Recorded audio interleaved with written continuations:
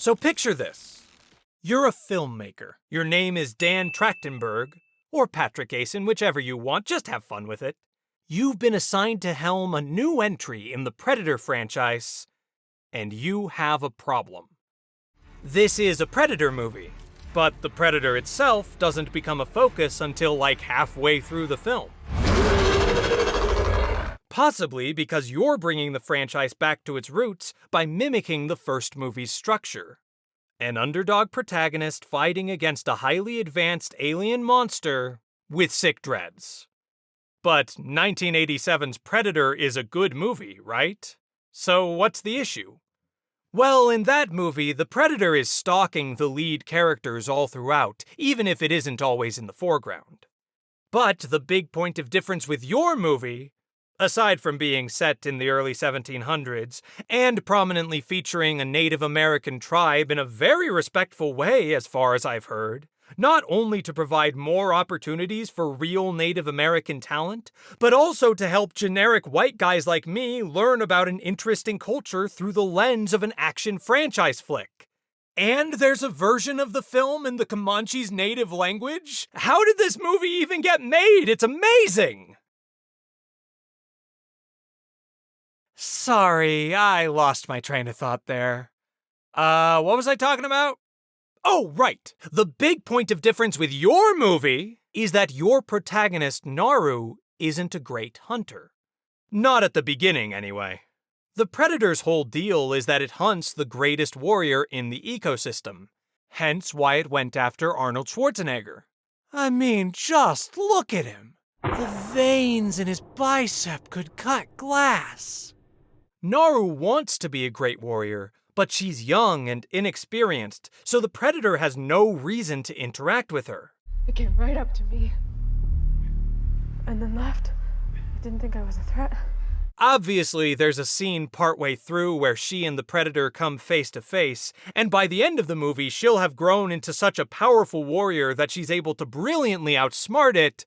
But you really don't want to move that forward because you have a lot of great character work with Naru and her brother Tabe in the first half. Smart move, by the way, because the last half of the movie is so wall-to-wall awesome that no one will care if it has a slower start. Okay, now that we've laid out why this problem needs to be solved, the obvious solution is to just, cut to the Predator doing stuff, you know? That also gives you a great opportunity to show off your top-notch visuals, like the excellent VFX that brings the camouflage to life, the breathtaking cinematography by Jeff Cutter, and the practical Predator suit designed by Tom Woodruff Jr. and Alec Gillis. Great! You throw in a couple scenes with the Predator doing Predator things, and you continue writing your story. But wait, what is it actually doing in these scenes? It would be awfully boring to watch it just mill about. Supposedly, it should be killing things, but even that can get tedious if there's no point to it. Plus, the Predator has a variety of cool weapons, and we don't want to see it use them for the first time killing random animals. No, there needs to be a structure to this. There needs to be a progression. After all, that's what a story is, isn't it? Stories are all about watching characters progress from point A to point Z. So long as the audience feels that the movie is, well, moving, we tend to be pretty satisfied. So the Predator needs to progress from hunt to hunt, revealing its weapons slowly. But why would it do that? If it can blow up anything in its path, why doesn't it? It's a logical inconsistency. CinemaSins is going to be busting down your door like the FBI raiding a drug cartel!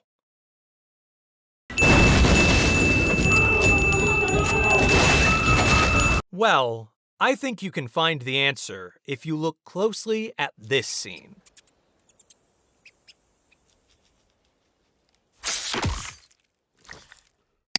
You see that? The snake is an ambush predator. It sneaks up and strikes ferociously. So, how does the predator kill it? With a ferocious strike. Let's take a look at the next attack. The wolf chases down the rabbit, so the predator chases down the wolf. What about when it hunts a bear? It doesn't use any of its weapons, it wrestles the animal. When humans start using bows and arrows, it busts out the long-range attacks. It changes its strategy to match how the prey fights. And this pattern continues throughout the rest of the film. The predator gets down on its victim's level, kills it, then moves on to the next biggest game, all in an attempt to find the top of the food chain. So, that's your solution. And it's a really smart one because it ticks off all the boxes. You have fulfilled the narrative needs of the script, you've kept people engaged with the occasional burst of action, you've shown the audience what this predator is like without a single line of dialogue, and you've found a way to make every fight unique and engaging. Congratulations! You are now a true Hollywood screenwriter.